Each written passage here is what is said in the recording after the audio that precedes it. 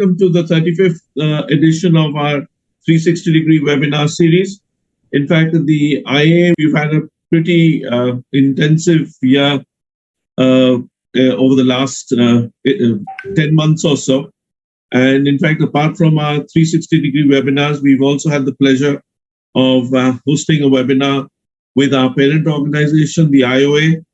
We've had a couple of webinars with SICOT, thanks to Dr. Mrinal, and again, another one with the British Hip Society, all of which were extremely well attended and appreciated.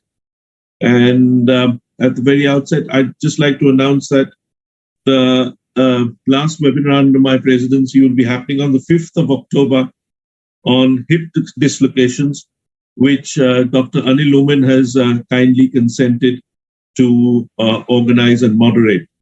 And before going any further, I'd like to thank Rajeev for all his help as the overall coordinator of this 360-degree webinar program to make sure that it doesn't flag and to actually keep the interest going, even in these times when webinars are no longer the fashion. But it seems that webinars are still very, very relevant given by the viewership that we're having.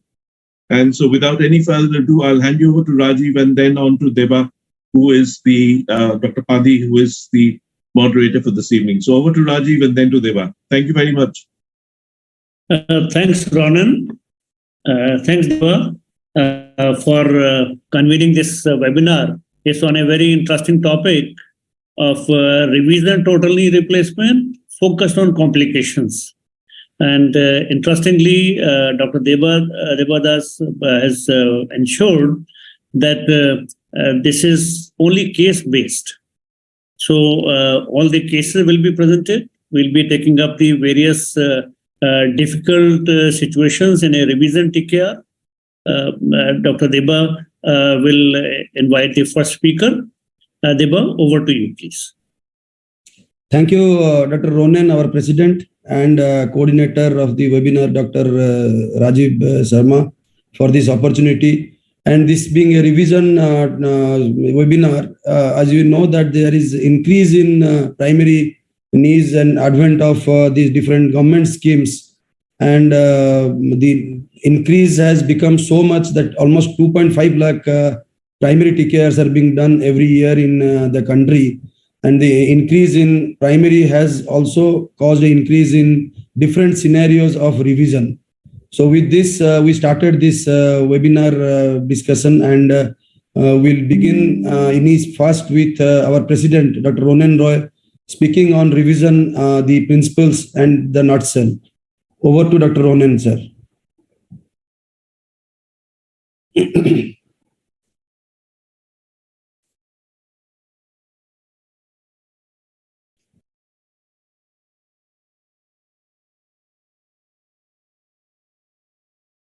Sorry, I was muted. And I'll be talking about the principles of revision so that you can have an overview of the whole situation. And then we'll be handling the different cases in the different scenarios. So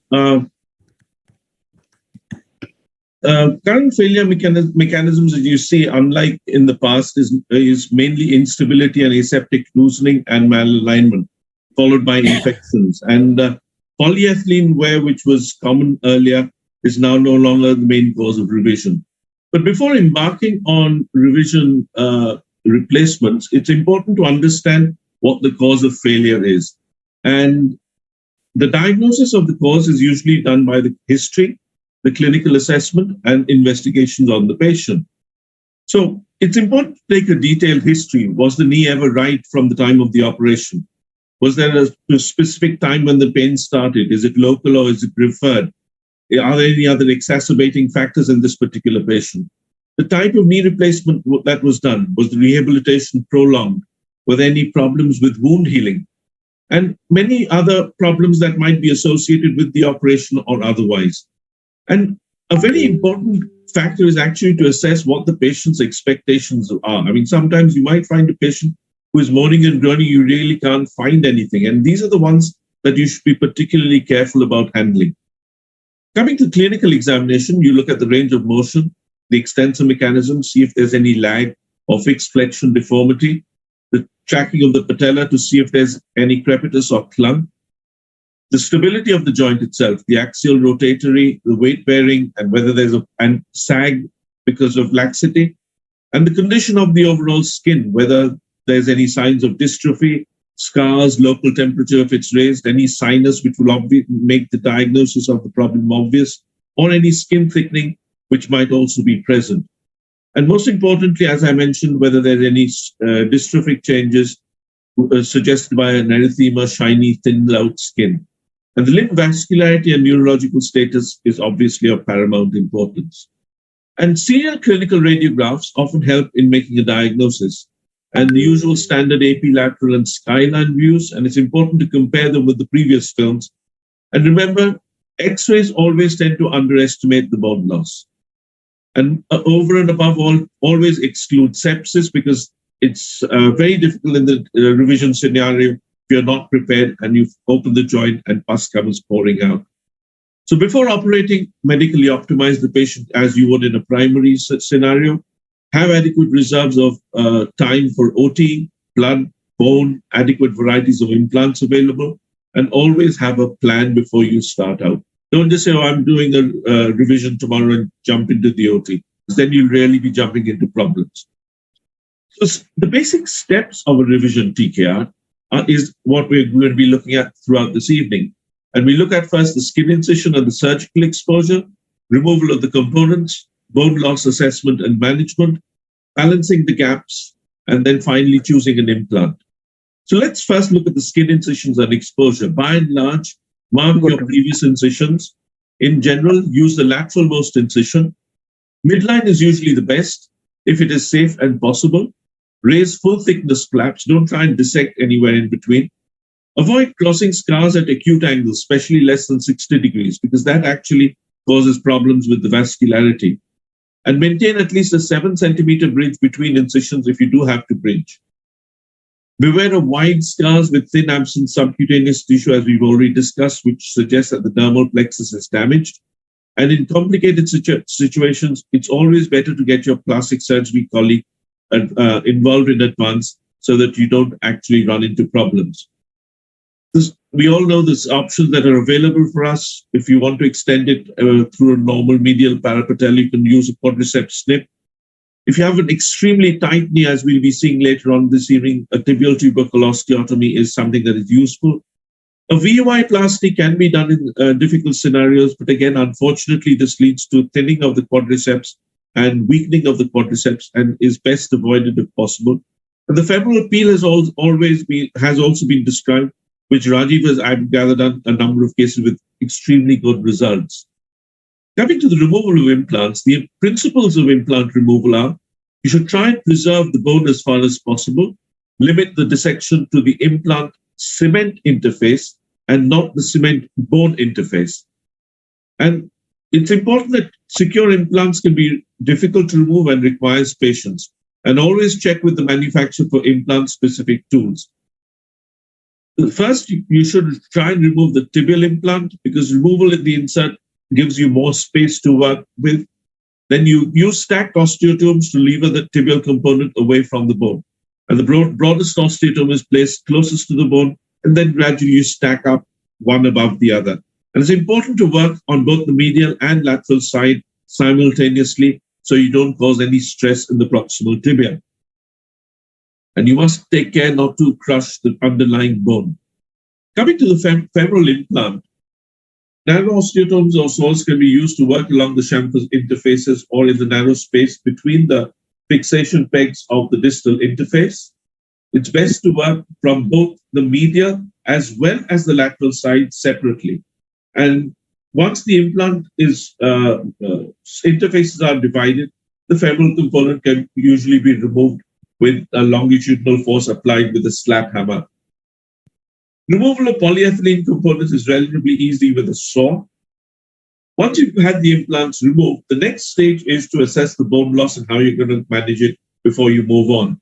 And by and large, the AORI classification, as you know, is the one that's used. F1 and T1 have intact metaphyseal bone.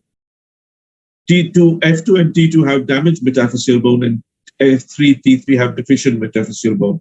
And obviously, the management varies depending on the degree of bone loss that is present.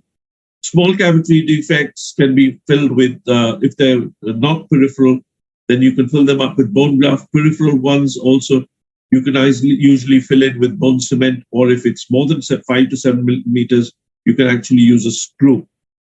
And so you can see over here a relatively larger 5 to 7, 10 millimeter defect filled with a bone screw used as a reinforcement. Bone grafts can be used. For example, you can use a hemi wedge or a morselized graft, or even a solid homograft if you have access to it. And finally, a structural femoral allograft in rare cases. Sometimes blocks and wedges can be used, and especially this is possible if the defects are more than 10 millimeters or so in height. But if you're going to use a block or a wedge, always offset it with a stem. And these actually are useful in the more elderly patients where bone grafts may or may not incorporate depending on the age of the patient and the overall quality of bone. And bone blocks necessitates removal of some intact tissues so that you can actually fit them appropriately. And they should be combined with stems. Diabetes is and sugar control Excuse me. test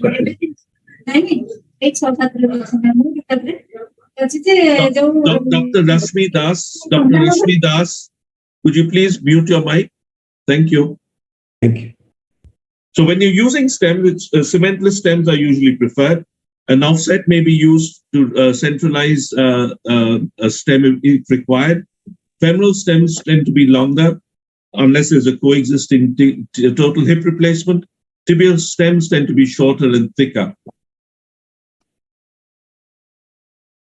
What's happened now? Oh.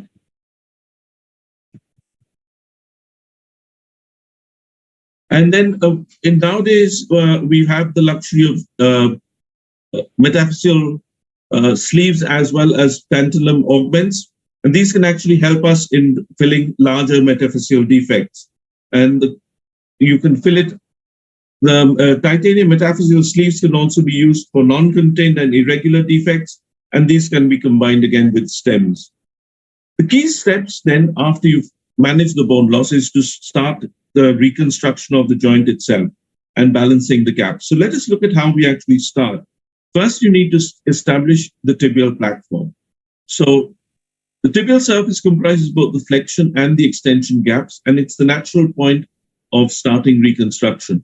And a well-placed intramedullary rod usually is very helpful for getting the initial alignment. And contained defects, as we saw, we can fill in with a graft or cement. Uncontained defects can be managed with augments, wedges, or metaphyseal sleeves, or even cones, trabecular metal cones. First, you stabilize the knee in flexion. So the tibial platform is already done. The flexion gap is balanced by the size of the femoral component and the thickness of the tibial insert. And the combination should give the best joint line which should be chosen. The epicondyle axis is usually the best reference point for femoral rotation if they are present. Otherwise, the gaps around the components must be reconstructed with augments as shown in the diagram. The joint line should ideally be between 25 to 30 millimeters distal to the medial femoral epicondyle if it's present. If it's not present, you can actually look at the inferior pole of the patella, which should be above the joint line. And if that is can be cross-checked with the joint line being about a finger's breadth above the head of the fibula. If you're lucky enough to have a remnant of the menisci, this probably is the best way of assessing where the native joint was. So once you've got your flexion gap, you need to balance the extension gap.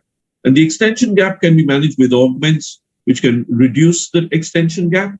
And asymmetric bone defects or distal femoral cuts that were cut with the wrong angle originally can be corrected with augments on one side only, or a larger augment on one side than compared to the other. And within limits, resecting additional distal femur can enlarge a relatively tight extension gap. So this is very, very uncommon. Finally, if laxity persists despite soft tissue balancing, correction of bony deformities, and implant positioning, then you have to choose implants of greater constraint. And it's important to understand the difference between instability and constraint. Ligament instability requires that the support or constraint should be increased to achieve stability. But how do you decide how much constraint to use? So if you look at the implants of increasing constraint, the cruciate retaining knee, sacrificing knee is obviously going to be more constrained than your cruciate retaining knee. Next, you come to the valgus varus constrained knees. That's like the TC3 or the CCK knees. Then you go on to the rotating hinge, and finally you come to the fixed hinges. So finally, you look at the implant that you're going to use and check the ligamentous integrity. If the MCL status is intact, you can actually do a posterior stabilized or a deep dish design. If it's lax, then you can do a varus valgus constraint. And finally, if it's absent, then you should consider a hinge. The criteria for using a varus valgus constraint is basically if the flexion gap difference is less than the jump height, which is less than 10 millimeters. And the joint line restoration must be within 10 millimeters, and reconstruction of the distal AP femur has been possible with some degree of collateral stability being present. So the question that might arise in some younger viewers' mind is, why not use hinges all the time? Because they obviously give you the maximum stability. The effect of increasing constraint actually increases stability. It actually also increases the stress at the implant fixation interface. And this increases the risk of early failure. So constraint is not balanced. And this actually, if you increase the constraint, you're actually reducing the length of the life of the prosthesis itself. So remember, use trial components for balancing. Spacer blocks are meant for normal bone. The key to the flexion gap is the posterior femoral surface. The key to the extension gap is the distal femoral surface. Instability results more frequently from bone loss than ligament loss, and always go to surgery with constraint components available. Use constraint components infrequently and know when and why you want to use them. I thank you for your attention. Thank you, sir. Thank you, Dr. Ronen, for this nice overview of the revision case. So this will be like a base for all the cases. So any questions, sir? Dr. Rajiv, any questions on the platform? I think take one, two questions. We go on with the cases, Yes, and then we'll have the discussions on the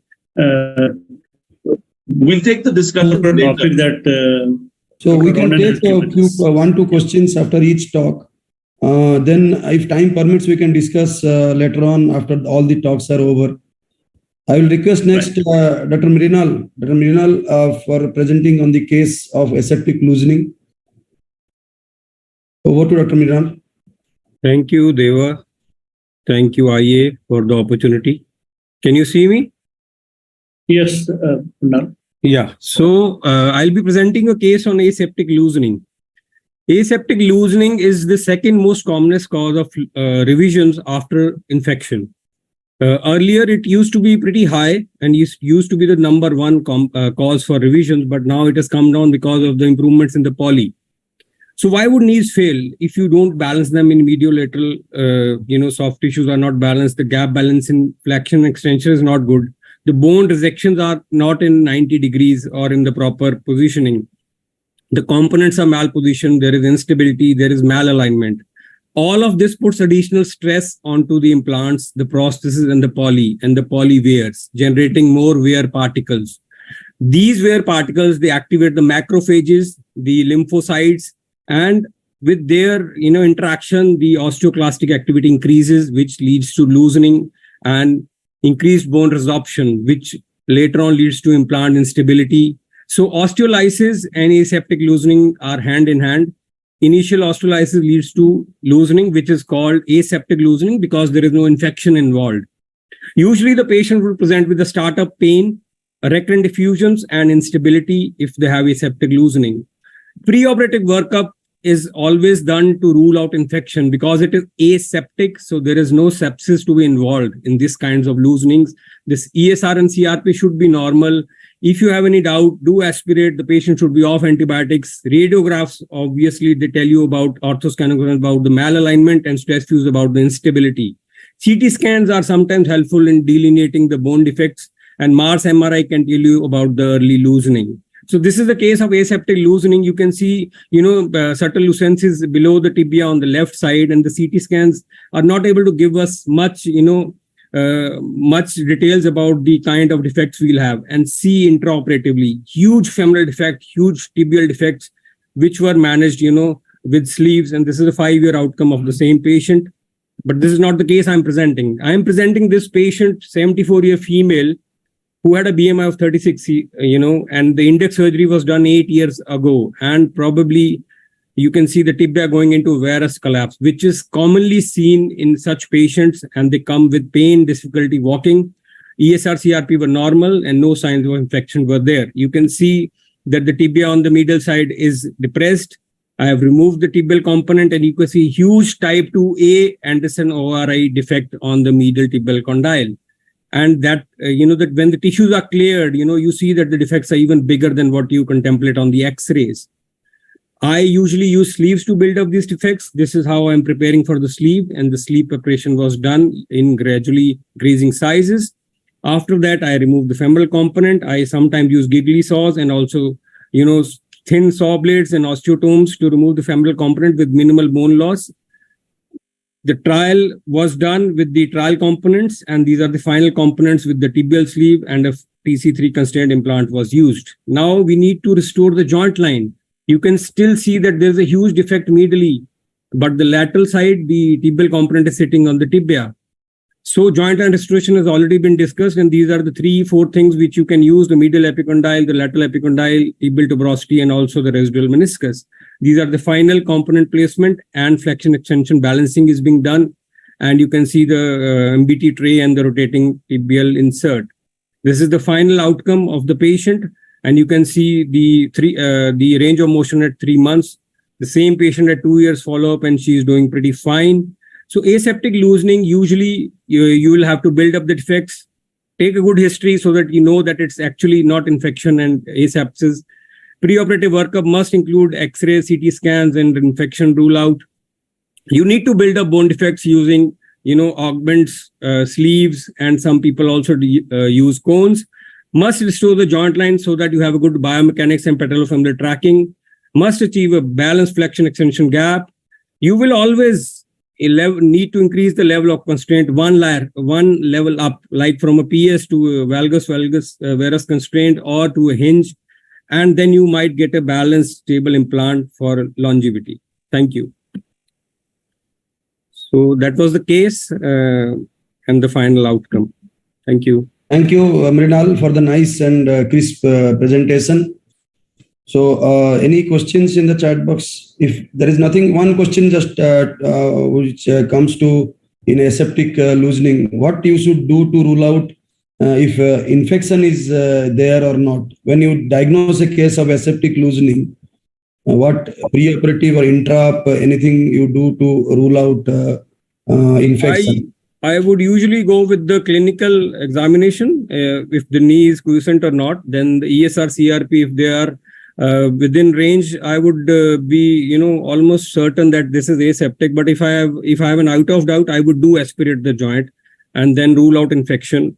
And intraoperatively also, you can send samples where you can, see whether the neutrophils are more than 5 in more than 5 power fields. So all these things, you can rule out infection. If on table you have a doubt, I think you should go into a 2-stage revision in such cases. So on table, Deba, can I give a small comment here? Yes. Mrinal, you very rightly mentioned, and we must mention here that whenever you are going for a revision, even when you are sure that it's a aseptic loosening, we must send the implant wash for 4 or 5 or 6 cultures, and this culture should be followed for a period of 2 weeks as a principle, because many a times you will have you think that it's a aseptic loosening, but some bacteria can grow. We'll be discussing in further cases. Sure. Mrinal, I have a question for you. Yes, sir. Yeah, so I think we should also think about preventing these problems. One was the solution. So do you think, how many of the panel people feel that a primary stem should have been put in this patient in the beginning itself? I do agree to that. She had a high BMI, and probably that is the reason for her failure. I didn't have the immediate post-op X-rays in this case, but over a period of time, just in 8 years, she has failed. And that is probably because of the high BMI, excess medial loading, that she is getting this high poly wear and leading to aseptic loosening. So stem should be used in BMI more than 35.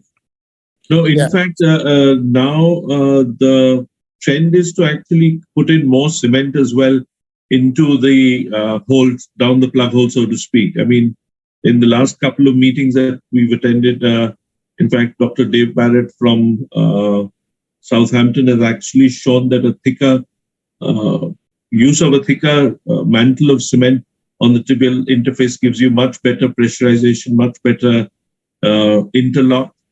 And we shouldn't think about having to revise these knees, but rather to spread the stress more evenly. So even in cases where you're not using a stem, you should be using a thicker wad of cement when you're doing a primary TKA, on the tibial side especially.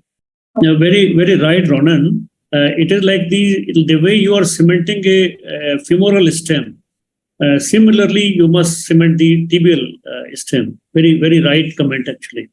And one more comment on this, Mrinal, that when you have a high BMI patient, probably the stability is more important, and avoiding the varus placement of that varus tibial cut is probably the two most important issues.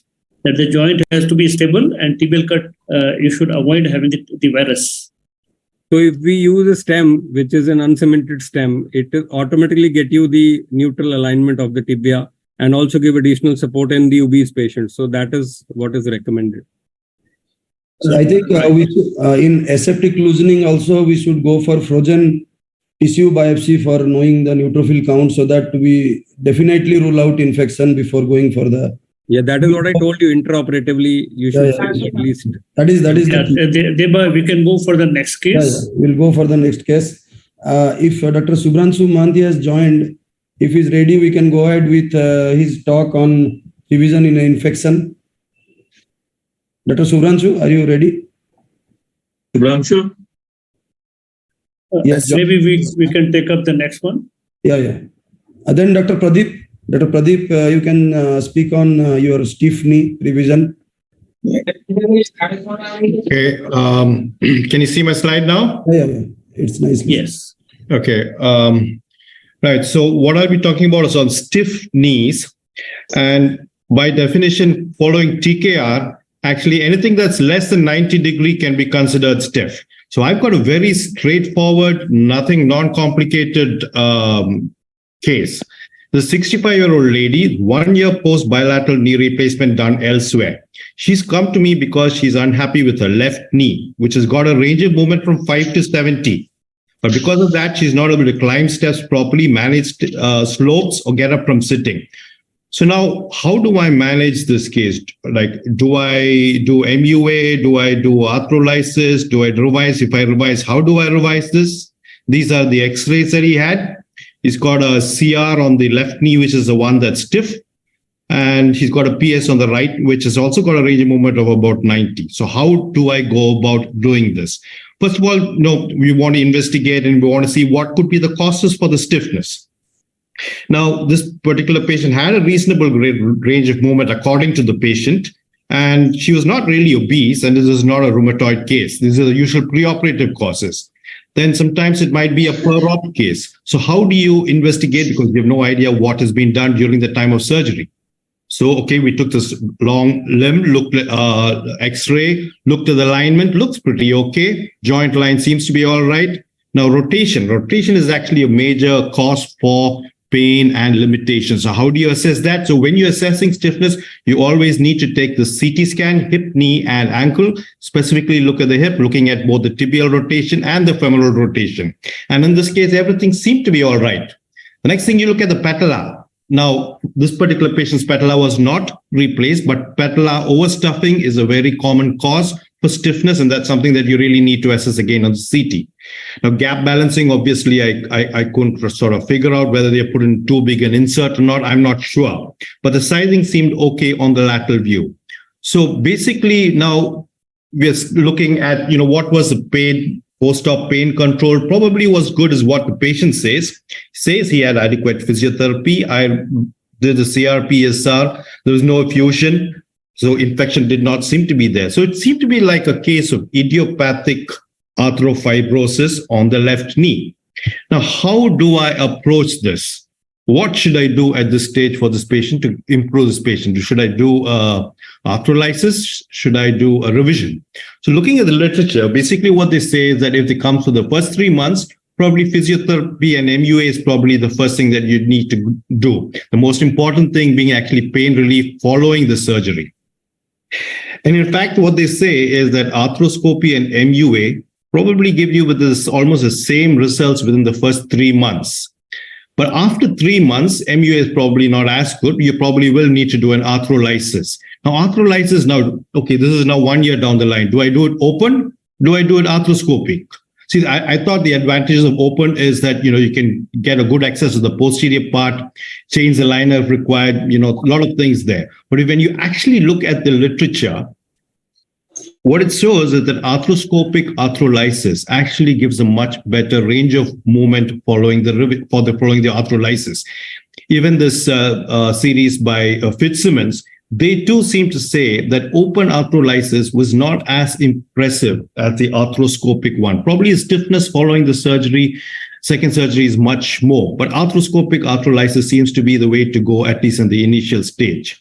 This is other results which come from arthroscopic arthrolysis. Yeah, this is done at 6 months. They improved on an average by about 35 degrees. Another paper in 2014, again, an average of 35 degrees. But all of them seem to suggest that the final range of movement is not as good as what you would initially get per ops. And that's something that we need to warn these patients. But always the question is, now, do I do a revision for this patient, or should I do an arthrolysis now for this patient? Now, literature seems to suggest that for most cases, it's probably, if you're not on a primary arthroscopy, you probably would be better to do it, especially within the first 6 months. The only time when you may consider doing a revision, primarily, probably will be mainly in mal-rotated implants, or if there's patellar stuffing of their patellar problems. There's a lot of literature to suggest that. Now, what about revisions itself for the stiffness when you don't have anything else really? Now, if you look at Douglas Dennis's results for the stiff knees, he had about 50 of them, and he looked at them. And mind you, most of them were actually problems with rotation and stuffing of the patella. Almost 50% were just that, and only about 10% was not identified. Now, look at his results. This is for the stiffness. They improved from 88 to 103. Only about 15 degrees he got with a revision.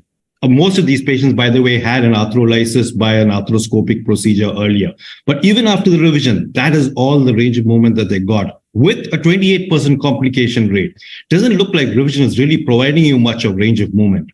What's even worse was this particular paper, which says that if you got an idiopathic stiff knee with no malrotation, etc., the results are even worse than what you would get, than what Dennis Douglas got. So that sounds even worse, which is what my patient was, right? Now, this actually only, this paper by William, Maloney, and Stewart, what he says is, look, if you're going to be going ahead with the revision following the arthroscopy, you need to go it step by step. You do an extensive arthrolysis, debridement, all the scar management, etc. You look at the insert, you can try and see if you can lower the size of the insert and see if that improves your range of movement.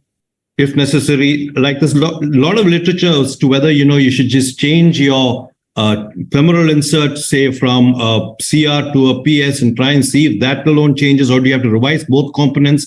Again, whatever you do, the results do not seem to be very good.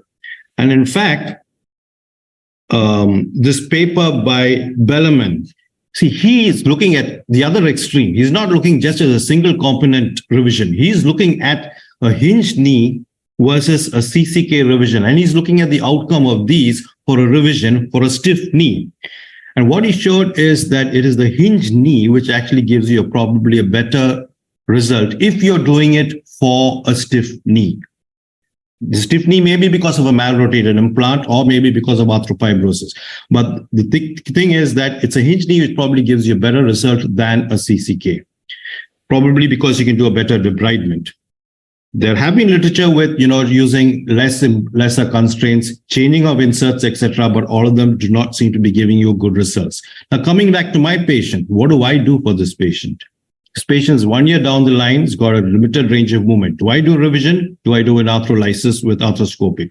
I think what I need to do for this patient is probably offer her an arthroscopic arthrolysis. From literature, I may get up somewhere between 20 and 25 degrees of range of movement, get her knee to about at least 90 degrees of flexion, which will probably give a much better function. If that doesn't work, then I don't know whether I would offer her revision. And if I have to offer a revision, if she's still adamant, probably the only thing I may be able to give her is a hinged. Is it or is it not? I'm not sure. But the key thing probably is that you need good pain relief and physiotherapy even after your arthrolysis. The outcome of revision surgery is not very good when you're considering it for stiffness. So in summary, if you catch them early, MUA is probably the way to go. Afterwards, probably you can try an arthroscopic debridement over an open debridement. If that fails, remember revision is not all that very great even in malrotated and other implants. It does give you some better range of movement, but reserve its use very judiciously. Revise only for very stiff knees, and if you can definitely identify something. For an idiopathic arthropibrosis, might have to be a little careful. And that's it. Thank you. Thank you, Pradeep. Thank you, Pradeep. I think it's a very, very interesting and important subject. And you do a knee replacement and you end up having a stiff knee. Pradeep, I'll just start the ball rolling on this with your mention of the reducing the size of the poly. My take is that if you have a fixed flexion deformity of say 10-15 degrees, then probably you are sure that the patient, the extension space and the flexion space both are stuffed up. Do you agree with this, that otherwise just reducing the size of the poly may end up giving the flexion instability? See, there are a lot of papers which actually just look at changing of the insert alone, and they don't seem to have all that very good results. The whole thing was the idea in changing the size of the insert. One is that you remove the insert, you can take out all the posterior, clean out the posterior part. If there's posterior adhesions, you can clean it up. All that will actually help in getting your extension as well. But changing the insert alone did not seem to have the required results in terms of stiffness. Yeah. So though we think it might, produce all that, in stiff knees, just an insert change did not seem to give you the kind of results that one would require. There's lots more than just simply a mechanical change of an insert. It's a lot more than just that. In the same continuity, do you agree that the larger femoral component is probably most of the times the reason? Because if you use a larger femoral component, it will stuff up the flexion gap. Definitely. If it is shifted anteriorly, it will stuff up the patellofemoral joint as well. That's right. Definitely the size of the implant matters, which is why I said you have to look at the various things that might affect the surgery. So things like malalignment, malrotation. These were malrotation was probably the most common thing that was caused the stiffness, and that is the one that was best relieved by revision. Second most common thing that caused the stiffness was patellar stuffing, and that can be by either using too thick an implant, the femur size, or too thick a patellar implant. These were the two most common technical reasons why there was stiffness. I mean, malalignment and other things were also there, joint line changes, all those things were there, but they were much less common when you're considering the causes for a stiff joint. Statistically. Pradeep, can you please tell for the juniors, how do you go ahead with a MUA? within the 3 months period, if you get a stiff knee, how do you go and how you approach a case of stiff knee within 3 Sure. months? Now, I mean, obviously, you have to sort of see what the range of movement is pre-op. And what usually gets stuck is the patella. That's the one that usually gets stuck. So patella mobilization is very, very important. You would first try a week or so preoperatively itself to try and get that range of movement with physiotherapy and good pain control before you actually take them up for anesthesia. Having failed your normal conservative methods, non-operative methods, you may have to take them into theater. Again, in theater, it's mainly mobilization of the patellofemoral part and manipulation and anesthesia. Should be gentle, should not be too forced, because if you do that, there's a high chance that there can be a fracture or some sort of extensor rupture. What is probably more important than just the MUA is the pain relief that you give after the surgery. Very often, what I've seen is that, giving, for example, a adductor canal catheter for up to 5 to 7 days following the MUA is probably equally important, probably more important than just the MUA. Mrinal, I tend to agree entirely. In fact, if you look at it, there are two major things that we need to look at. One is the factors contributing to the arthrofibrosis in the first place, which is what Pradeep just highlighted. The second thing is that it's the timing of the procedure that is most important, because if you try and go in late, by that time the fibrosis is actually well organized, and you can see that the results of the revision surgeries, the results of poly exchange are all very poor, because the soft tissues are already contracted, and the chances of getting a good result are obviously diminished after 6 months to a year. So I think prevention is probably better than cure, and pain control after primary knee replacement is possibly one of the most important factors to ensure that patients don't get primary arthrofibrosis. In fact, in general, it's a good idea to tell your physiotherapist that if a patient is not getting about 90 degrees by about 2 weeks, they should bring the patient for an urgent review, so you can actually see if there's anything else going wrong with the patient is actually doing his or her exercises appropriately, rather than waiting for a month or 6 weeks for the patient to come back. So I think training your physiotherapist to pick these up early also helps. Yeah, Mrinal, you have a question? Yeah, I just wanted to add one thing. Majority of these, they come within 30 to 60 degrees of contractures. And that is the range of motion they have. And usually intraoperatively, sometimes a quadriceps snip helps you in exposure. But if you are changing just one component, I have found out that it does not do the job properly. You have to change usually both the components. Just by changing poly or by releasing, you're not able to get the proper flexion extension gap. That is what I have seen in my experience in 3-4 cases I've done for arthrofibrosis. I think what you mean, Yeah, there's no and rightly so, that you must assess the patient well, and all the reasons which may be contributing towards the stiffness should be dealt with. Pradeep. Yeah, I mean, there's absolutely no doubt that, whatever you do, the outcome is is not all that great, which is why they are going to the extent of saying that probably hinge knees is probably the one which will give you range of movement. You will probably get better range of movement using the LCCK or whatever other type of implants that you use.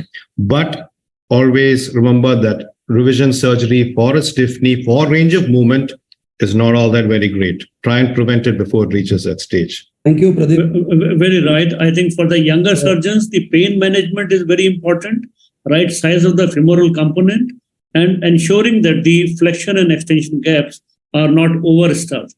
And also ensure that your posterior offset is also maintained. Deba, we can go to the next case now. Dr. Mohanty, are you ready now? Yeah. Okay, you can see your screen. I'm sitting in the airport and Nice background. Well, good. You are at the airport these days. We understand that. I'll just share my screen. Please.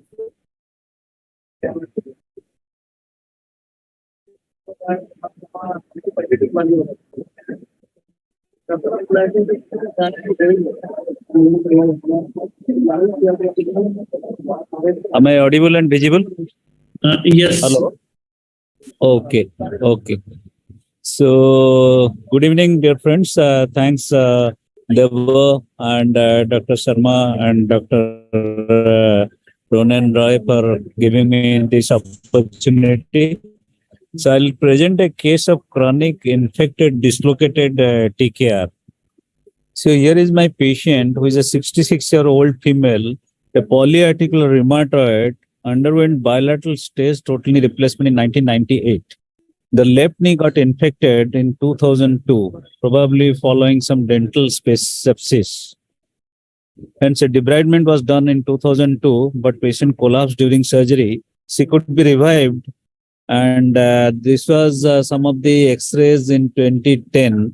The X-ray looks pretty well fixed, but then she had a recurrence of the infection. She had a persistent discharging sinus. There is a swelling, gross instability when she presented to me. She was not able to walk. Only twice a year aspiration was done for the last 15 years. So she presented me in 2017. And at that time she was bedridden, wheelchair bound, and was advised amputation. This was the clinical status. There was a discharging sinus there. Sometimes the discharge was coming. There's a ballooning of the knee joint. And this was the X-rays with gross osteoporosis, dislocated knee with osteomyelitis and reactions on the femur. And that was the situation. So what to do? Any suggestions?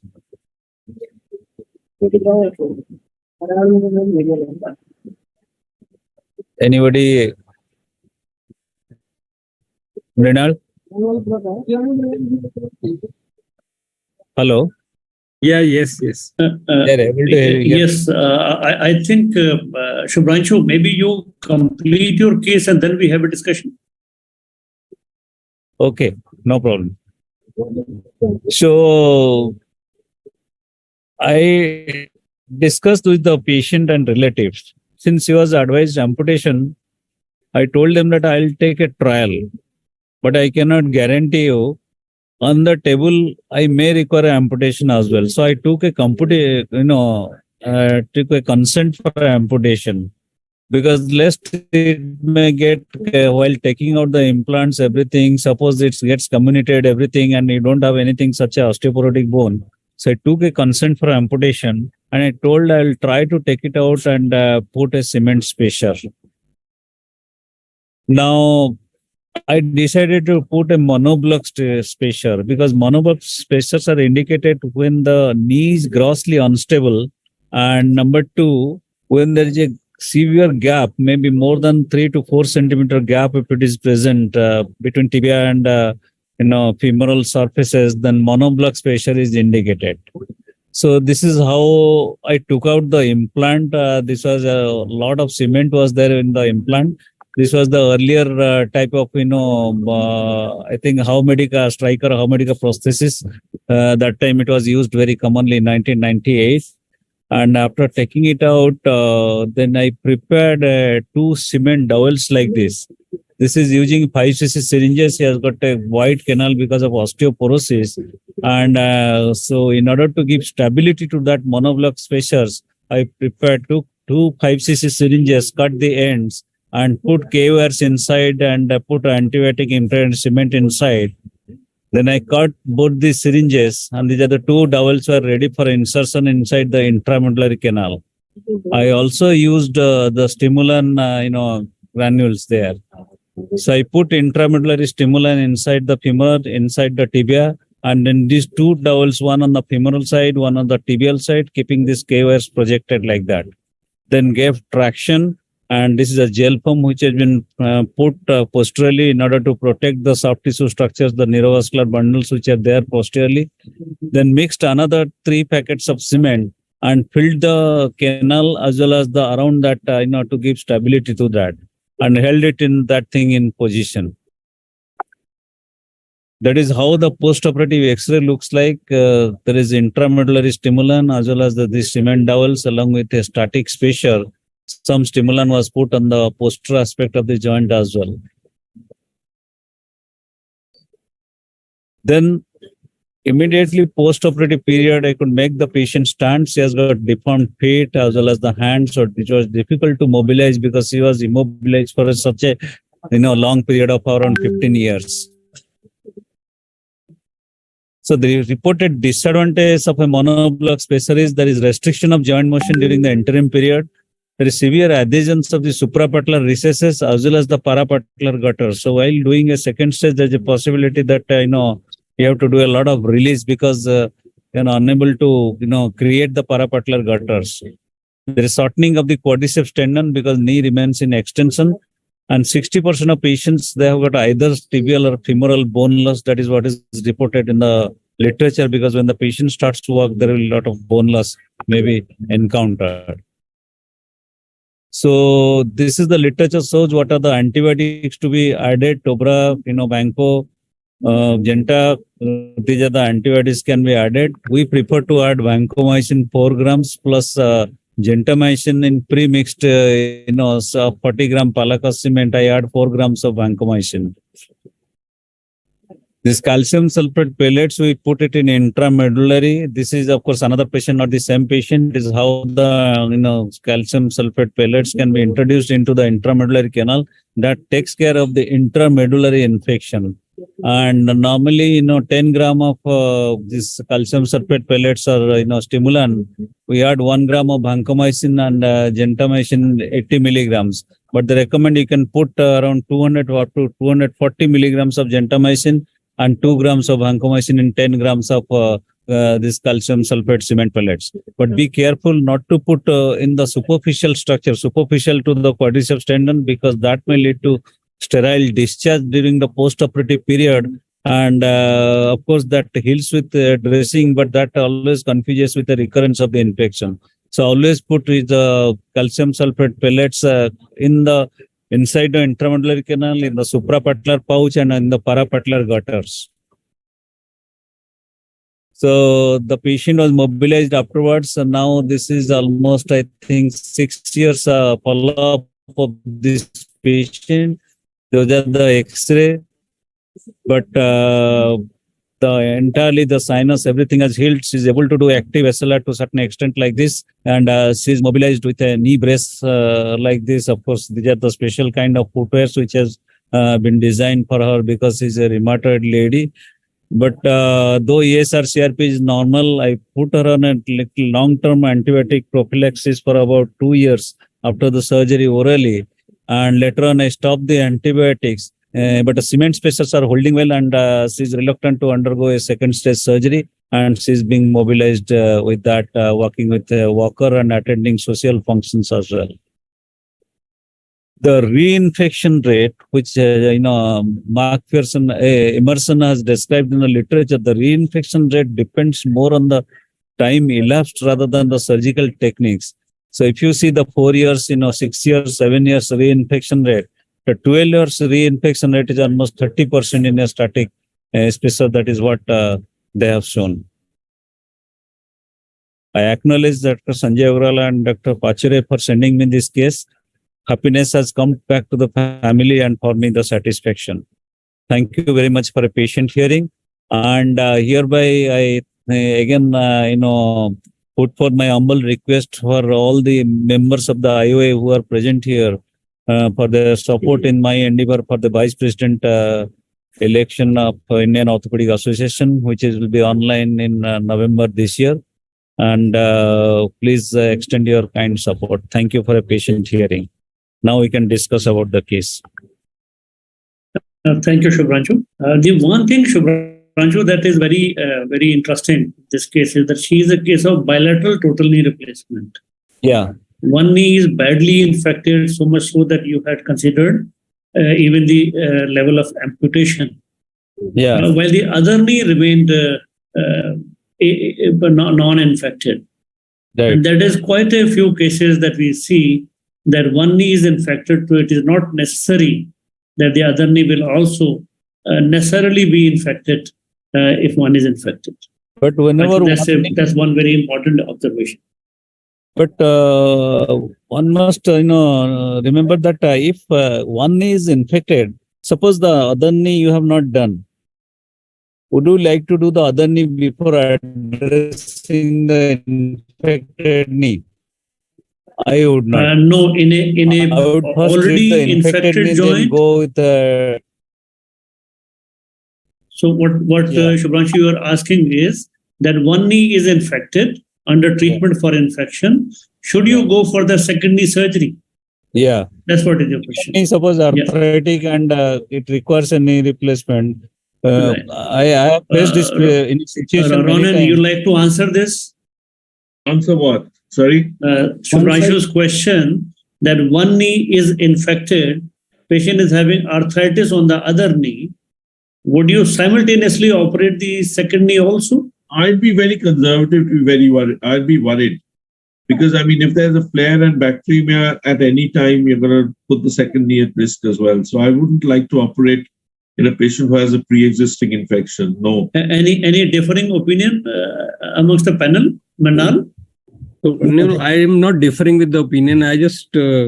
I totally agree to what is being discussed, that the infection in one knee needs to be cured and the bacteremia and the infection in the whole body needs to go before you do touch the other knee.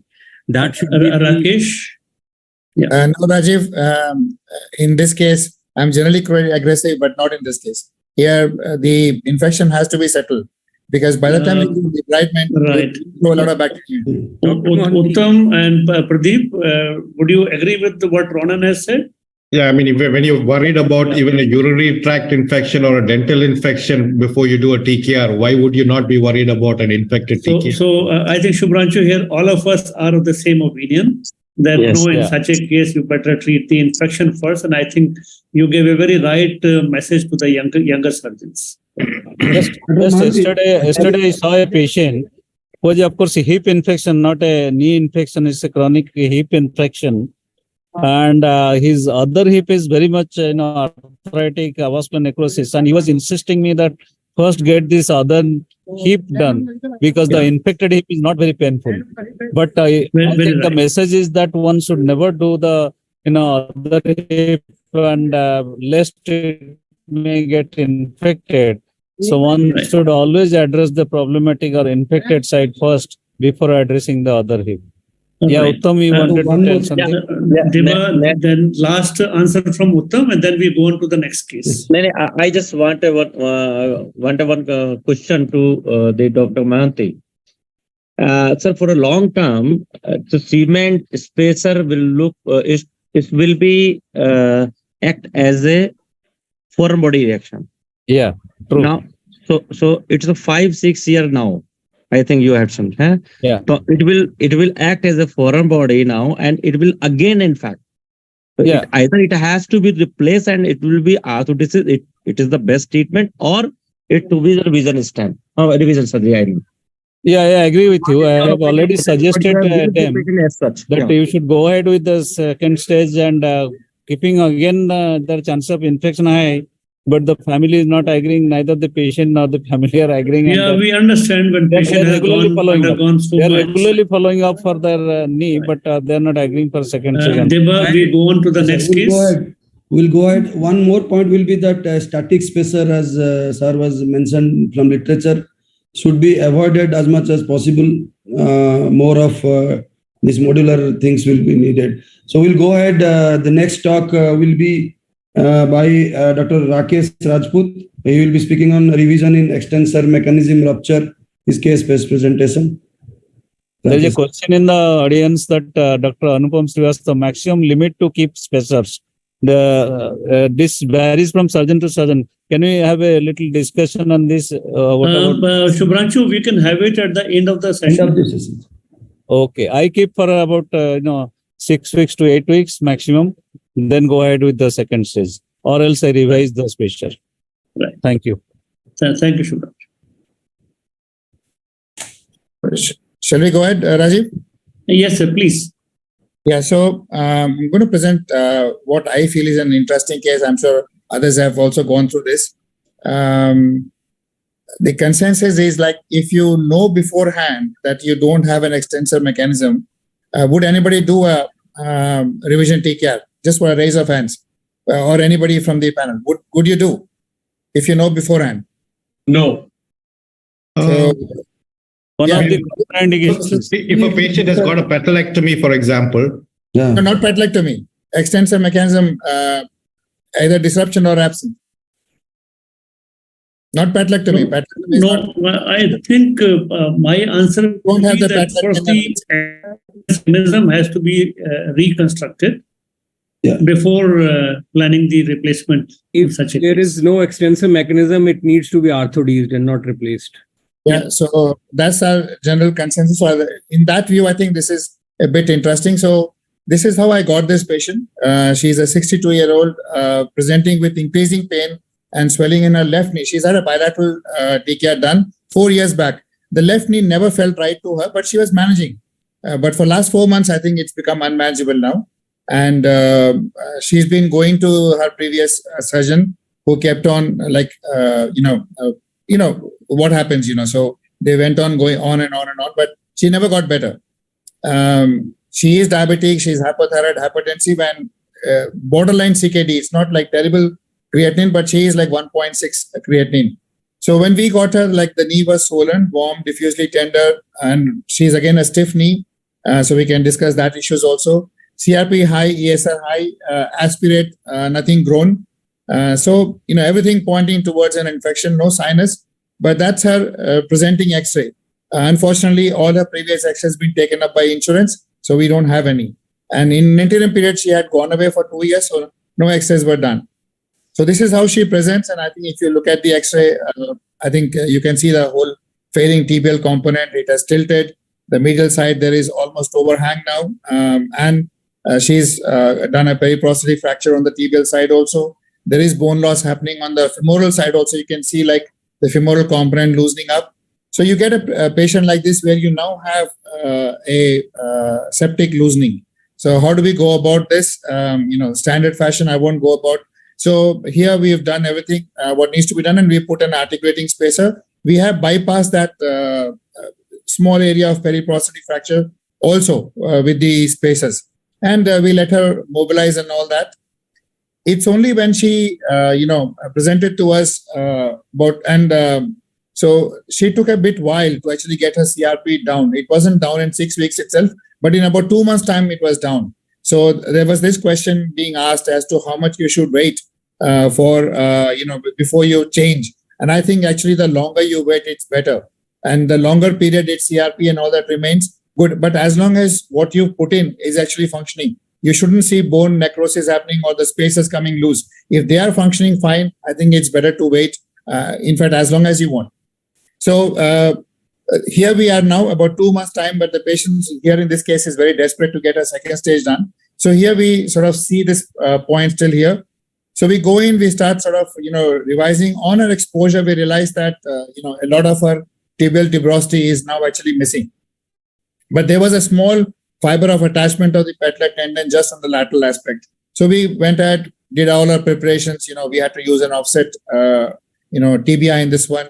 Got her gap balance as what Dr. Ronen has just explained. So then you come and you do extension gaps. But at this stage, we realized that, a couple of times we've done trials and everything, that whatever that remnant of tissue which we had on the lateral aspect, the distal attachment to the tibia, is also now off completely. So you can see a huge defect and you can see the whole stem actually visible on proximally.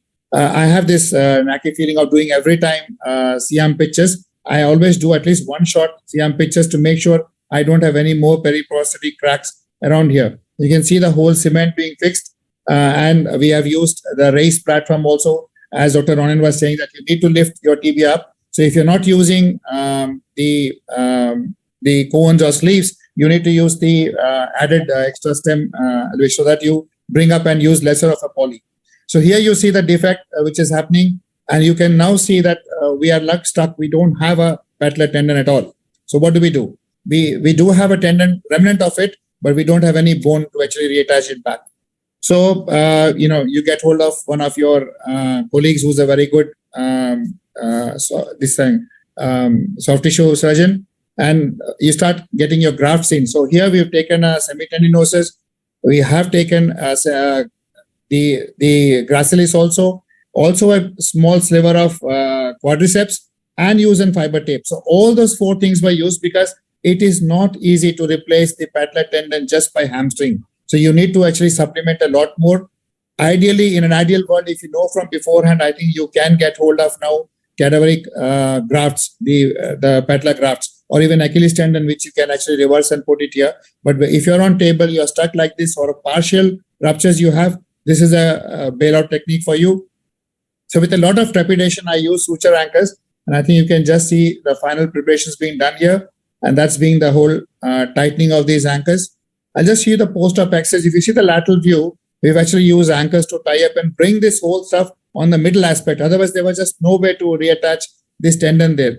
So we were also very apprehensive that whether we'll get hold of any semblance of normality to her. But luckily, this is 3 months down the line here. You see, she has a bit of lurch, grade 4 quadriceps power, but she is independently mobile. She is now reaching 6 months, still doing very well. But every time I feel I don't know what's going to happen with this patellar tendon, what we have just reconstructed. So that's my short case. Thank you very much. Happy to take it. Thank you, Dr. Rakesh. Actually, I want to know from the panel about the gastroc flap for these type of cases, which can put on the defect of patellar tendon, which can help in extension and recovery of these patients, and also flap cover helps in coverage of the area of defect. So anyone?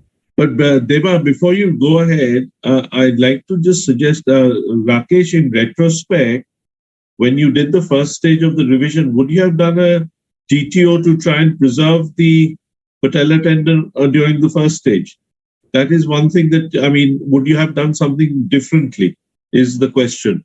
If you see, Ronen, the first X-ray which I showed you, there was actually a crack happening just where the tibial tuberosity is just lateral to it. So the TTO would have been a bit risky for me to go ahead, because otherwise that TTO probably wouldn't have healed actually that area, because that whole area was comminuted. Remember, she is a rheumatoid, very osteoporotic bone. I would have been a bit worried. I would rather leave the attachment. It wasn't too bad, patellar tendon.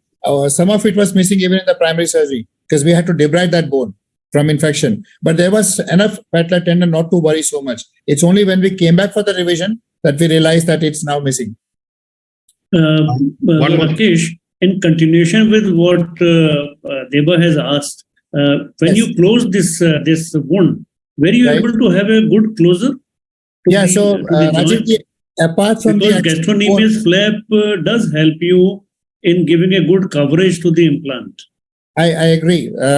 But here, when you don't have a skin cover or a soft tissue cover, we have an adequate cover, though. I didn't show you the whole picture. Once we reconstruct it, we actually can get. But it's just the bottom bit which isn't there. So my problem is actually I don't have a soft tissue attachment from patellar tendon to the tibia. So there the gastrocnemius flap is not going to help me. That won't give me the dynamic movements or the control of movements. And once we've attached these ligaments, then actually bringing, it doesn't make sense, because then I won't get a skin cover if I bring a gastric flap, because that will make my whole thing. Then I have to bring a skin graft also on top of it. So that will just. No, you have very rightly mentioned that this is one of the most difficult situations for any replacement. Just the one bit about the. Have you considered using the peroneus brevis or peroneus longus?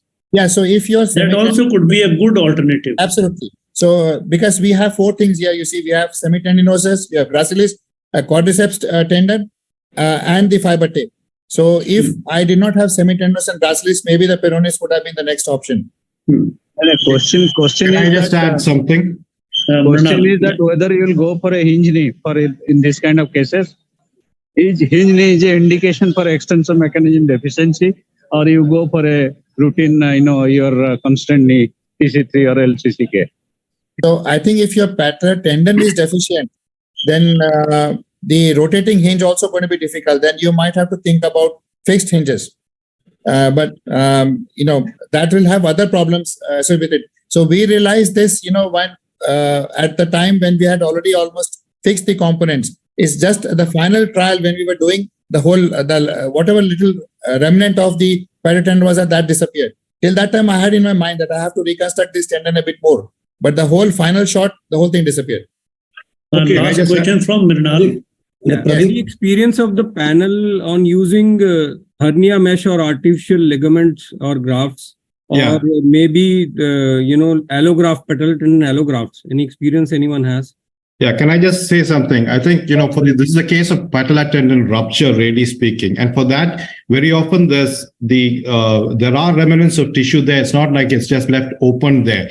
And the graft, like what Rakesh has used, is a very useful thing. But to detension that graft, because otherwise all the tension is just on the graft.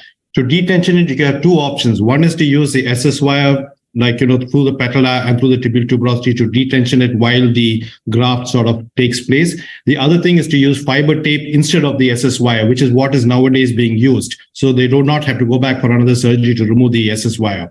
The second thing is that we have had actually published also cases where we have had patients coming with an open knee where the patellar tendon is completely gone, infected. So we've actually debrided and we used a gastroc flap over that area to bridge the deficiency, and we are published on that. Patients have got reasonable function. They do have a lag. It's not that they do not have a lag. So gastrocnemius flap, so whatever flap you use does provide the patient stability, but they do have a lag with that.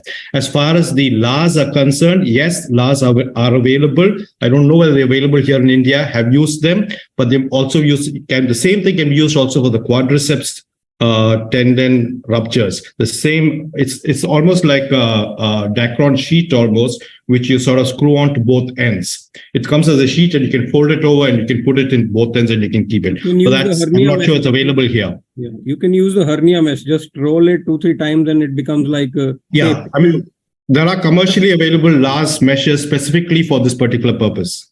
So I'll just come back. Yes, Deva, I think that now we can move on.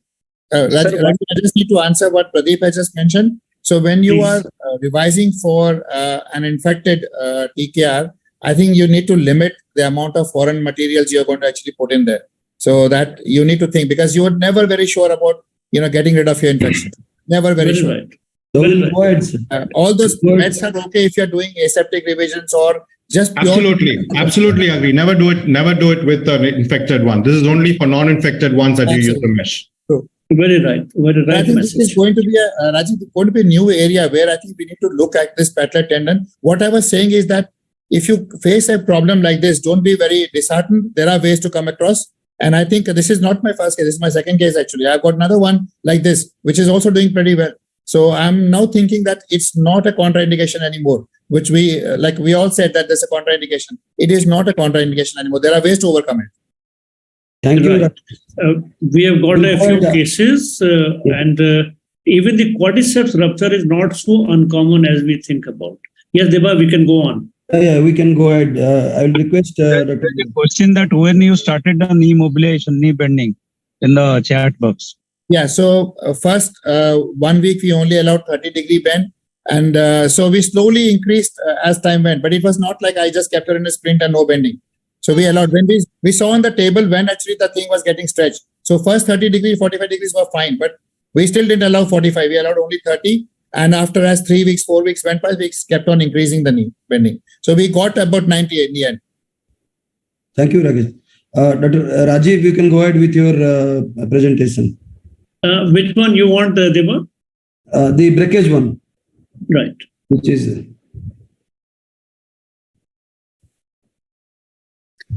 Thank you, Deba. Thank you, Ronen. I'll be speaking on a revision for the component breakage. And here is a very interesting case. You have this patient who has been operated for mega prosthesis in Russia. This was done for a osteosarcoma of right femur in 2012. And this patient was having this kind of a rotatory movement that he is showing here. The prosthesis which was put in was not stable. There was a rotatory instability of the prosthesis. And he was able to walk with the brace that we are showing here. Now, these are the x-rays of the patient. And this patient was operated upon for revision because of this rotational instability. And what we found is that the locking mechanism at this area had failed.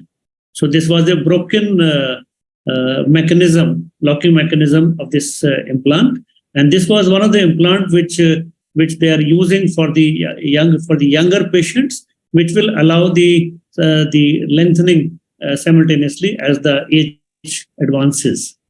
Now this is the implant, which is remote implant, and that's for the preparation. And I converted this to a mega prosthesis with the stem and rotatory hinge. And incidentally, as I was mentioning about the infection, always send the implant wash for the culture and delayed culture for 2 weeks. In this patient, we could grow the Staphylococcus bacteria. Intravenous antibiotics were given for 6 weeks and oral antibiotics for another 6 weeks. And that's what this patient was doing. He was doing reasonably well in the immediate postoperative phase. And that's what this patient's 3 years follow-up. He was able to do well. That's what we can see, this patient walking at the follow-up of 3 years. He was extremely happy. But the story did not end here. And you see this patient at the follow-up of 3 years and 6 months. And what we probably are not able to see, that there is a fracture of the stem at this 3.5 years time, post-operative, because this patient was so happy that he involved himself in all the activities, including some kind of sports activities. That's what this patient was revised at the follow-up of 3 years and 10 months with a thicker stem. Earlier, the stem was 10 millimeter and this stem was 12 millimeter.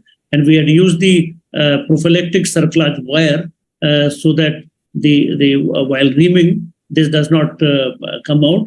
And one trick here, how we remove the broken stem, we have the oversized hollow mills which just go over the stem, and then you can take out the broken stem in a very easy way.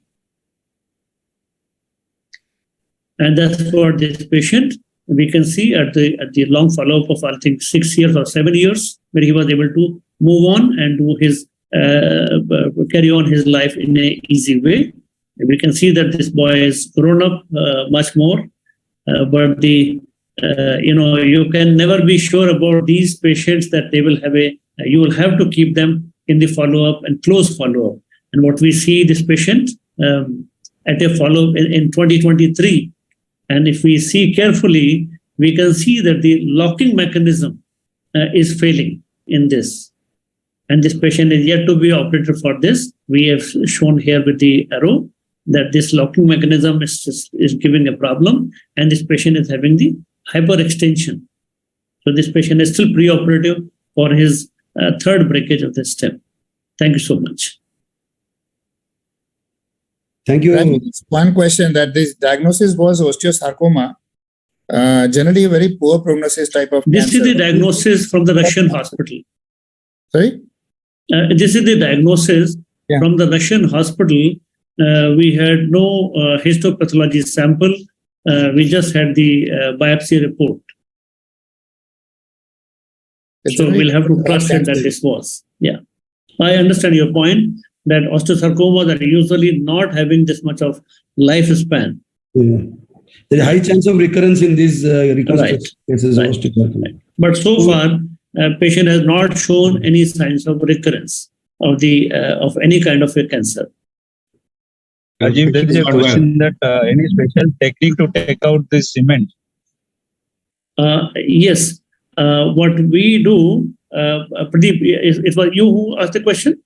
No, I said the patient has done well. Yeah, patient has done well. And the way to remove the cement is that first the broken stem, we use it with the hollow mill, and we keep the constant irrigation with saline, so that there is no heat necrosis to the area, and that removes significant amount of the cement. And then the best way is that you do the cement in cement kind of a cementation of the stem. The few steps that are very important, and I like to mention for our younger colleagues here, that when you do a mega prosthesis, try to ensure that the largest size of the stem is used. The stem is seated well at the bony stump, and I'm sure that Rajkumar will show some cases of this more. The seating should be good, and there is a cementless portion in this stem. That cementless portion, avoid putting the cement over that area. The seating is very important. The size of the stem should preferably be around 12 or so. And these patients should be advised not to follow the routine activities, especially the sports activities. There is a question in the chat box, Dr. Rajeev, how to give implant wash and send a culture? Can you say again, please? How to give implant wash and send culture? It's very, very important question. How to send the implant wash, that when you remove the implant, first that you should put it in a sterile container, and you can send this whole sterile container to your microbiology lab, where they can use the ultrasonic method to irrigate the whole implant and take out the implant wash. If you do not have that system, then you should put the implant in a bigger tray and use the saline with a little force, and keep using about 20-30 ml of the saline, and ensure that this is the multiple times it has been irrigated. Saline has been put on it with a force, and then you take out the sample from this and send it for the aerobic culture, anaerobic culture, tubercular culture, and fungal culture. And usually you do it in consultation with your microbiologist. If you have the Bactec bottles available, they are the best methods to give the culture sample in the operation theater, because they are the sealed bottles, and you can put some kind of a sterilizer, and then you can put the saline or the implant wash with the use of a syringe and needle. I think, and you must ensure that the microbiologist is in sync with you, and they keep observing it for a period of about 2 weeks' time. So which is called the extended culture. So I think these are the important things. No, is this more important than the tissue culture what we take from different sites during the surgery? When you have an implant like this, and if you have a suspicious tissues, then you must send the tissue also for culture in addition to this. And as Shubhranshu was mentioning, that you must take out the culture. In another case of a knee replacement, you must take out the culture from the medullary canal as well. Yes. No, ultrasonication machines are available in some of the hospitals, where the process is expanded process and for ultrasonication, and then that would extended. That's what I mentioned, Shubhranshu. Yeah. Let's move on to the last case then, Deba. Yeah. Yes. Rajkumar, are you okay now? Because Rajkumar had some problem with the No, just 1 minute. I'm just doing it from a different laptop. My screen sharing is not suddenly working. Okay. I'm doing it from another laptop in another 1 minute. Just give me 1 minute. So should we? In the meantime, Deba, we can discuss any of the case that has been presented so far. Let's just look at the chat box. I have a question.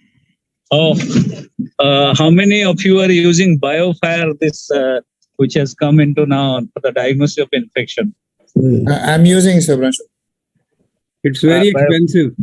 In fact, the guy who's running BioFire in the whole Asia Pacific was our microbiologist, and he's a very good friend of mine.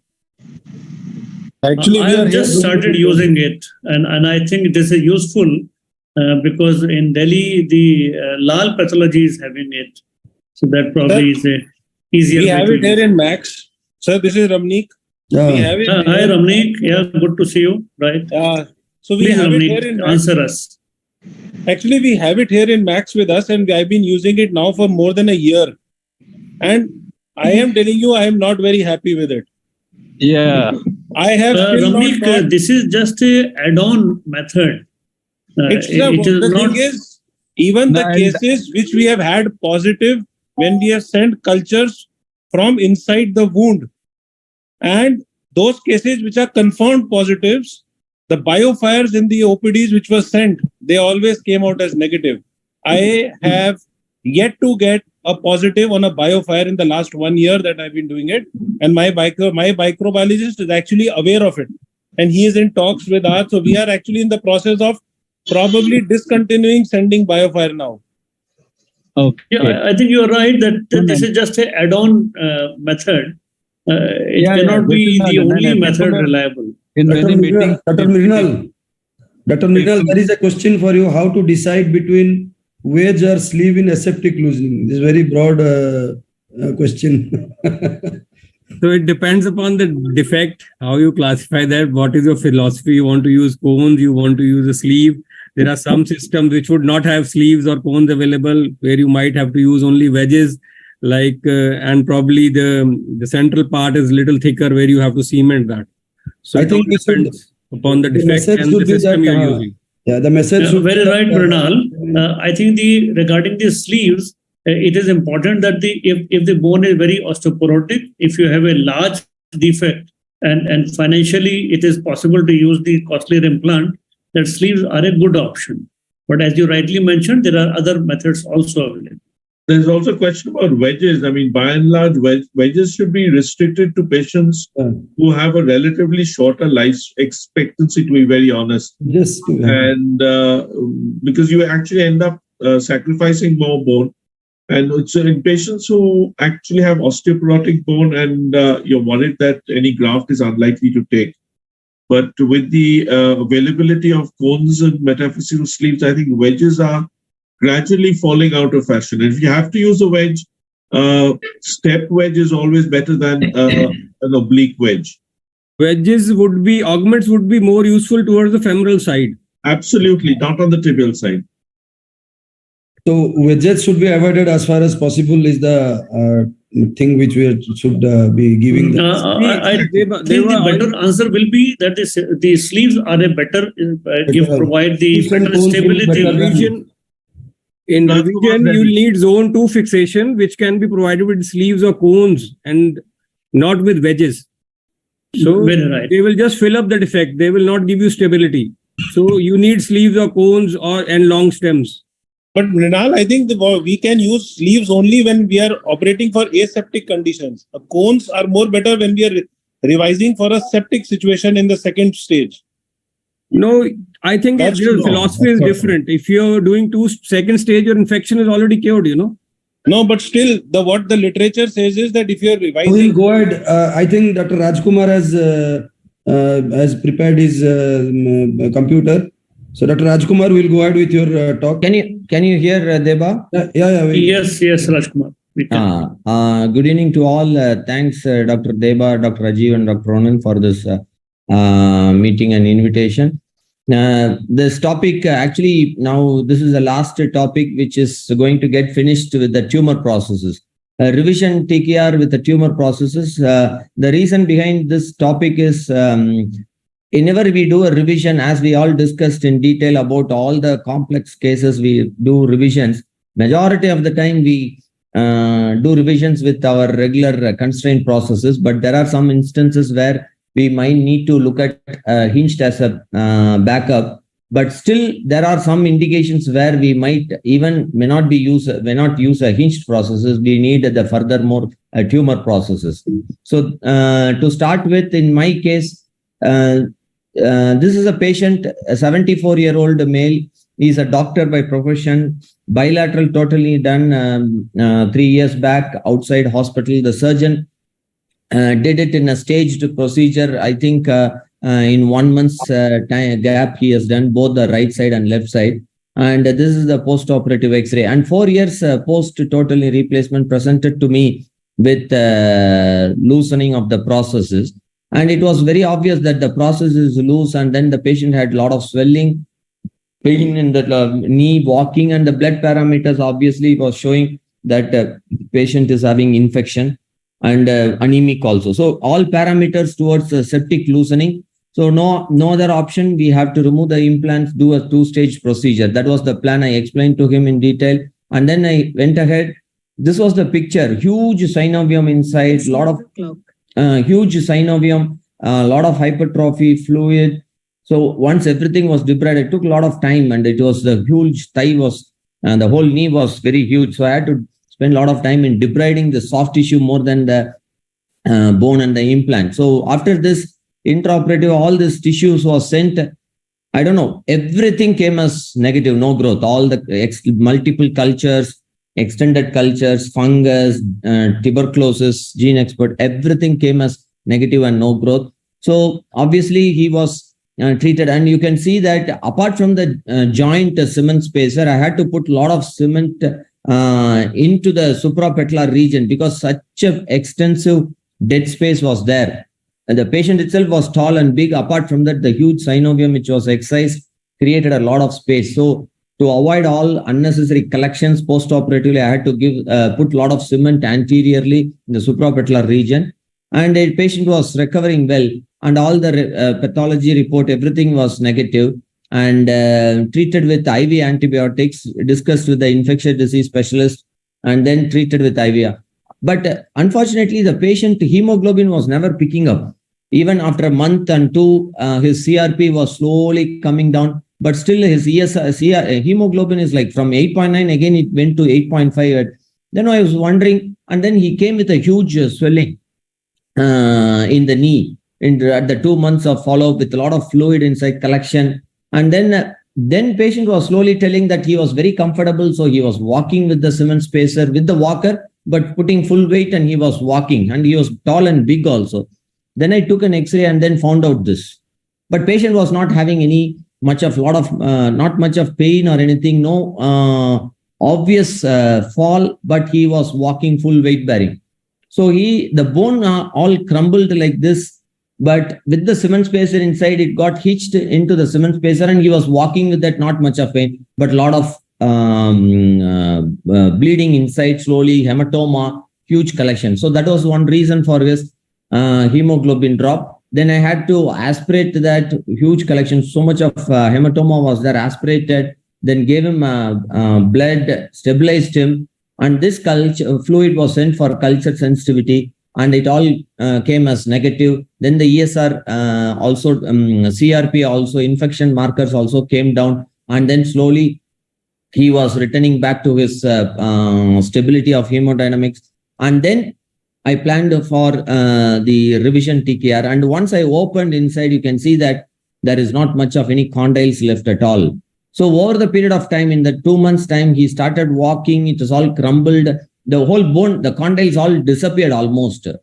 So nothing much to do here. So with the X-ray, I was very much clear that he might need a tumor process. So that apart from the hinged, I had a tumor process as a backup. So fortunately, that was the scenario here where I had to use the tumor processes. No way we can use a hinged processes, no condyles, nothing. And this was the perioperative image. And then this is the limb preservation system which I used.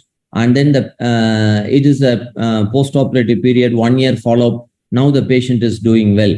So just a quick message here. When to use the tumor processes, whenever there is a huge bone loss, no soft tissue ligaments.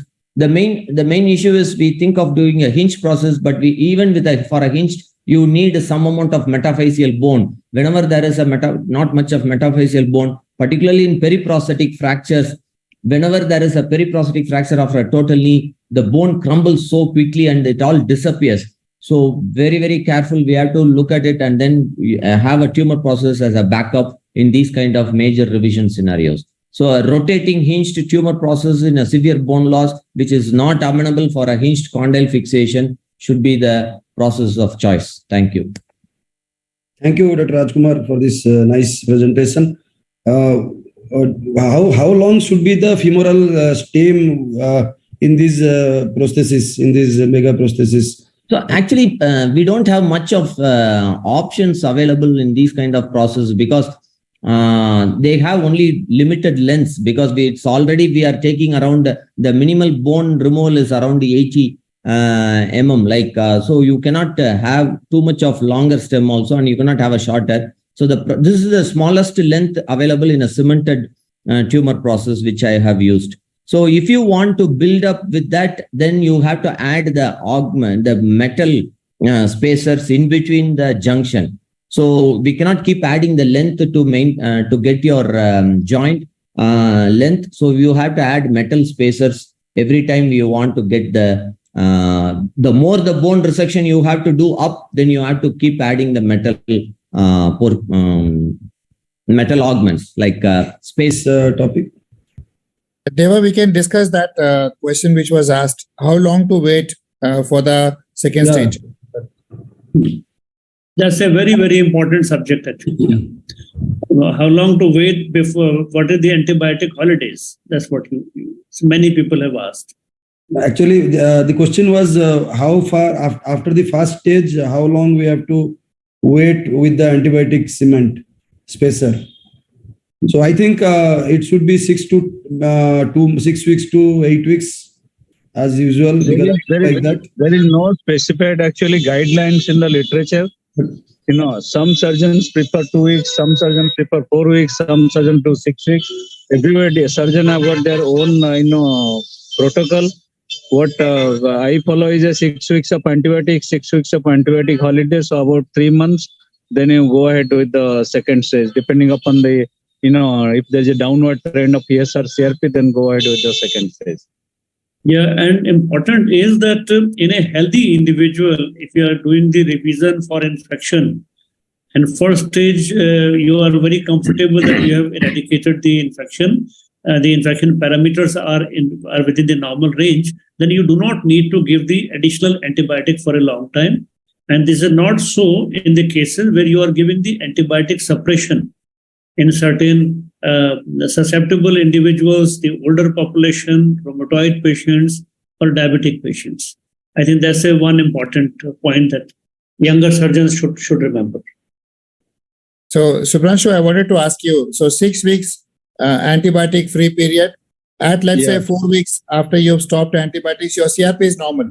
So now when do you want to go in? No, I suppose the CRP is up and the clinical impression is important. The wound looks fine. There is no effusion inside the knee. Knee is not that much painful. Patient is clinically better. Then even if the CRP, little high, it doesn't matter. Then comes the intraoperative findings. You keep everything ready for the second stage reconstruction, but also keep cement spacer standby. In case intraoperatively, I see there is some granulation tissue, somewhere suspicious tissue, then I send it for progen section, intraoperatively fine progen section. If there are, plenty of pus cells or something like that, then I will put again a spacer, do a debridement, and then come out rather than putting a second joint in. Dr. Mohanty, would you aspirate the joint before second stage? Yeah, if there is always ESR, CRP and aspiration are always the hallmark of diagnosis. But sometimes if you see the joint is dry, then aspiration, nothing comes out in aspiration. In those kind of cases, if the ESR, CRP is a downward trend, almost reaching normal, then we go ahead with the second stage, even if we don't get anything in aspiration. But during the second stage, again, even if you are putting a, reimplantation, doing a reimplantation, that time also take a biopsy from culture from multiple sites, from intramedullary area, parapatellar gutter, suprapatellar pouch, everything. Sometimes you'll be surprised to see that maybe one of the samples may grow some organism. Then you have to put these patients on extended period of antibiotic and pray God that it should not get infected again. Right, Subhranshu. Ramnik, you have a question, please? Yes, sir. I just wanted to mention the literature does say that if you have an positive culture, so then you probably are good enough that the waiting period is around 6 weeks once you've treated them. But so on the other, then it is like if you have a positive culture which you have treated for 6 weeks and you have a trend which has settled down, then a waiting period of 2 weeks to 3 weeks is good enough to go in. Correct. But when you do not have a positive culture, then a waiting period of 6 weeks is good enough. Not necessarily. In fact, Ramnik, what you rightly mentioned, that the cultural negatives are the biggest issue. Yes. Subhranshu, you agree with this, the culture negative? No, I don't agree with it. basically you need to see that whether there is a recurrence of infection during this time. That there the patient's immunity is important. If the patient is immunocompetent, then he may not have a recurrence of infection. But if the patient is immunocompromised, then if you leave this patient without antibiotic, there is a possibility of recurrence of infection and your reimplantation may fail afterwards. So stage 1, stage 2, that's what you're doing. You're building up immunity. So if you are building up immunity and there was a period where you had a culture positive, then you've treated the patient, you build the immunity, you can go ahead in 2 to 3 weeks. Not that some surgeons go ahead with 2 weeks, 3 weeks. Some surgeons go ahead even without waiting for any antibiotic free period. So there are personal variations of different surgeons. I'm telling you what I follow. I play very safe, and that's why I wait for 6 weeks. One important thing here in infection, when you have a culture negative situation before you, which antibiotics you prefer for the benefit of audience? If the patient's creatinine is normal and the patient is not a renal compromised patient, then I give linezolid and amikacin as my antibiotic of choice. But if the patient is immunocompromised, then I give linezolid as well as Ciplox. So linezolid covers the gram-positive MRSA, and this other antibiotic aminoglycosides or ciprofloxacin covers the gram-negative organisms. But Dr. Mohanty, I would disagree here. But Dr. Rajeev, sorry, I would disagree here because linezolid is bacteriostatic. It's not bactericidal. And giving long-term linezolid is actually toxic to your eyes, as well as it causes a lot of penia in these patients. Linezolid is very difficult. Linezolid, why I prefer? Because you can give intravenously as well as oral. Form is available. But it's static. But what you need is bacteriostatic. You don't need something which is bacteriostatic. You are giving combination of antibiotic. I'm giving aminoglycosides also. But there is a comment. Mrinal, you have a comment? I don't unnecessarily give any higher antibiotic to prevent antibiotic resistance. I think this. I prefer a higher antibiotic when I've got a proper sensitivity to that antibiotic. Then only I use higher antibiotic. I think inadvertently one should not use a higher antibiotic. This discussion will continue. This discussion actually is case based. Any particular case can be different in the particular situation. So Mrinal, after you tell your comments, we'll close this because we are already. I just want to ask one last question to all the panelists. When would you choose an arthrodesis over revision? Dr. Subhranshu. Right.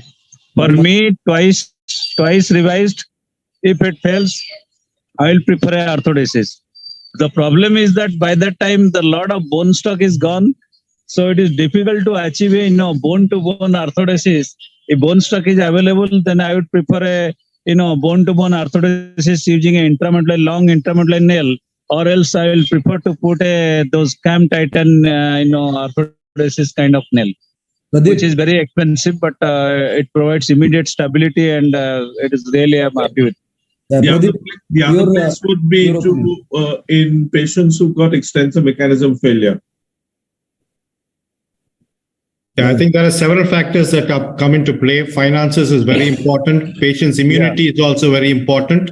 And if none of these are an issue, I'll probably try till there's bone stock or the patient says stop. I think here in our country, finances, the type of bug, as well as the patient's immunity plays a huge role in making your decision making. Agreed. Dr. Ronen, you wanted to tell something. No, I mean, I just wanted to say that we can continue talking to the cows come home. Yeah, that's what. Infection is a topic like one comment. I think we'll close here. Deva, I just want to say one comment. Pradeep, Pradeep. Dr. Pradeep Bageja. Yeah, Pradeep, please. Welcome. Last comment before we close it up. We are discussing a lot of infection, but nobody is involving our infection control specialists because microbiologists in our hospital, they're very trained. We should involve them in once we admit the patient, please take one consultation with them and talk to them very clearly what you want from the patient and the surgeon. Because we are surgeons, because they're dealing with the infection day to day. They know what is the best. Yes. but we follow only protocols. What is available with us? But the lab. Pradeep, I think it's a very, very right comment from your side. Deba, before you close, I'll request, I'll thank all the participants, all the speakers on behalf of Ronen and Indian Arthroplasty Association, and would remind you all once again what Ronen has mentioned, that the next webinar is on a very interesting subject of dislocating THR, which will be convened by Dr. Anil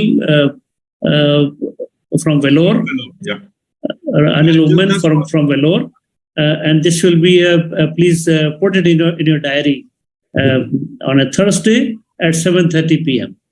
Thank you so much, Ronen and Deba. Please. Just a quick addition before we close. I mean, for anyone who's listening and still hasn't registered for our IACon in Chandigarh, please make sure that you do come, because I think we've got a extravaganza lined up for you. We're hammering you with invites from all the faculty who will be there, and so we look forward to seeing you all in person in Chandigarh between the 13th and 15th of October. Over to Deba for closing comments. Thank you, Dr. Ronen. Actually, I thought of giving you for the closing comment. Thank you all the participants of the program. Actually, the participants make the webinar a success. Thank you all the speakers. It was a nice discussion of revision scenario, difficult scenario, how to manage a difficult TKR. There are so many other points which we have missed, which could not be covered in this 1.5 hours webinar. We can cover it in another webinar. These webinars will be very helpful for later on for seeing and getting updated.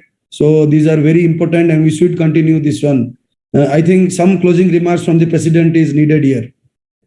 Over to that. Very right. Well, I'd like to just continue with what, in the same way that Deba's actually told you, that this is actually part of the library that's available online, and all 34 of the previous webinars are available. And in case you want to go back and revisit it, or want to have a difficult case, you can always go back.